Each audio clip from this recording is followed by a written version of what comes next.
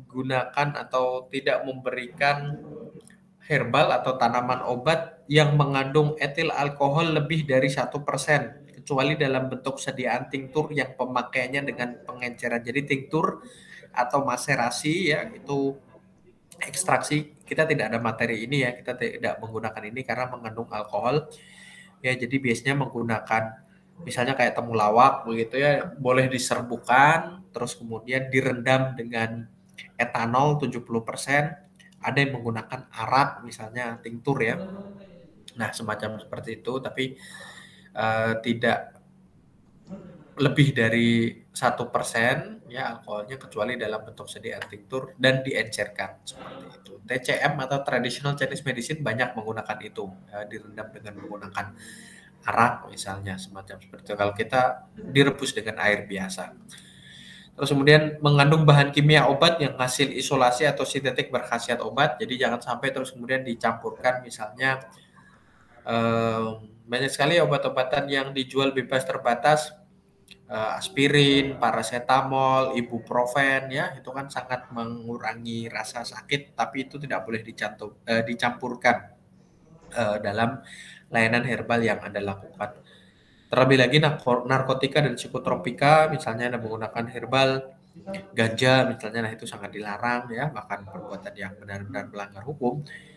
Karena di Indonesia masih dikaji ya penggunaan misalnya ganja untuk obat-obatan. Mungkin kalau undang-undangnya sudah diperbolehkan, mungkin bisa jadi akan diperkenankan. Cuman untuk saat ini ya memang dilarang.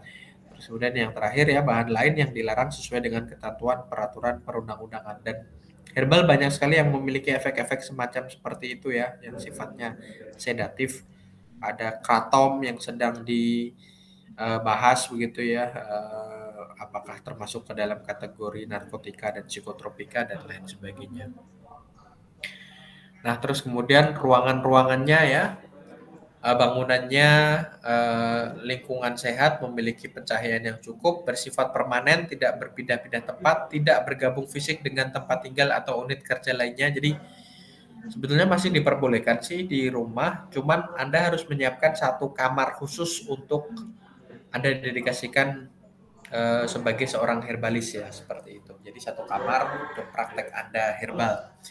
Pintu ruang pelayanan tidak terkunci, ukuran minimal 2x2,5.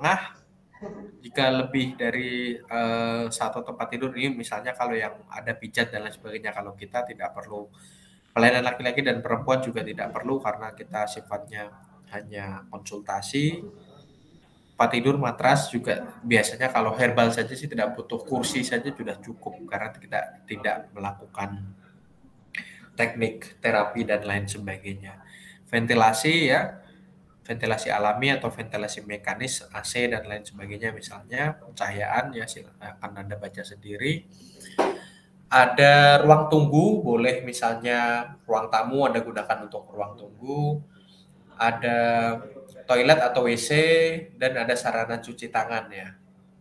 Terus kemudian ruang dan peralatan administrasi ya ada buat saja ya untuk data semacam rekam medis pasien-pasien gitu ya. Tidak harus ruang khusus sih, boleh jadi satu tempat Anda praktek, cuman ada kayak semacam lemari gitu ya khusus untuk ya tempat pendaftaran dan penyimpanan data klien. Terus kemudian ya standar mutu, keamanan, keselamatan ini untuk alat-alat yang Anda gunakan. Kita tidak menggunakan alat apapun. Nah, papan namanya nanti ukurannya 90 kali 60 horizontal, warna dasar hijau, warna tulisan putih. Nanti yang dicantumkan di sana nama Anda, terus kemudian jenis metode dan teknik pelayanan yang diberikan. Jadi misalnya penyehat tradisional ramuan dalam kurung herbalis, nomor STPT dan waktunya ya, Senin sampai Jumat, Senin sampai Sabtu misalnya pukul berapa sampai pukul berapa dan lain sebagainya. Seperti itu. Nah, Anda nanti ketika sudah mendaftarkan diri Anda dan sudah mendapatkan STPT, Anda wajib melakukan pencatatan dan pelaporan. Di materi yang kita share kemarin sudah ada contoh formnya ya, ada nomor, tanggal, nama, kunjungan baru, kunjungan lama, ada apa namanya, yang Anda berikan apa saja ya, misalnya keluhan mereka